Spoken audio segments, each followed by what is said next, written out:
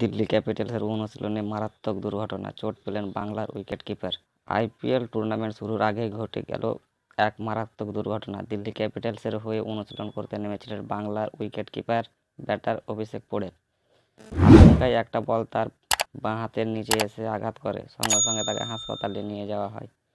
এই প্রসঙ্গে আপনাদের জানিয়ে রাখি, কলকাতায় 3 দিনের একটি প্রস্তুতি ম্যাচ আয়োজন করা হয়েছিল। দিল্লি ক্যাপিটালস সোমবার ওই শিবিরের শেষ দিন ছিল, আর সেই অন্তিম দিনে এই দুর্ঘটনাটি ঘটে।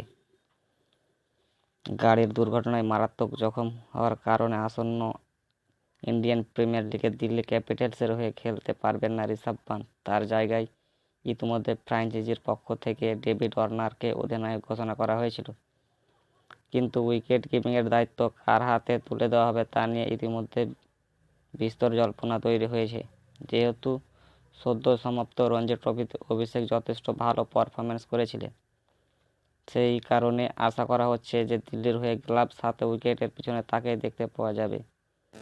উল্লেখ্য, সেই যুব ক্রিকেট থেকে অভিষেক বাংলার হয়ে যথেষ্ট নজর কাড়তে পেরেছিলেন।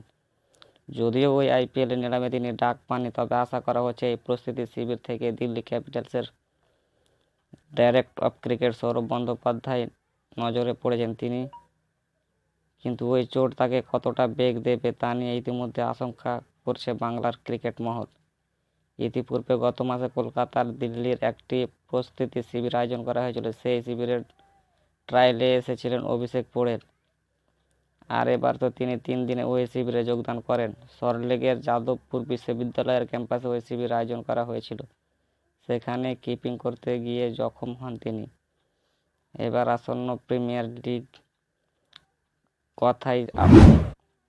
কথায় আসা যাক। আগামী 31শে মার্চ থেকে শুরু হতে চলেছে এই টুর্নামেন্ট। প্রথম ম্যাচে চেন্নাই সুপার কিংসের বিরুদ্ধে খেলতে নামছে গুজরাট টাইটান্স, তবে ঠিক পরের দিন অর্থাৎ 1 এপ্রিল খেলতে নামছে দিল্লি ক্যাপিটালস প্রতিপক্ষ লখনৌ সুপার জায়ান্টসের বিপক্ষে। সন্ধ্যে 7:30 থেকে ওই ম্যাচ আয়োজন করা হবে। ডেভিড ওয়ার্নারকে অধিনায়ক হিসেবে বেছে নিয়েছে দিল্লি। এবার 22 গজের লড়াইয়ে নামতে চলেছে।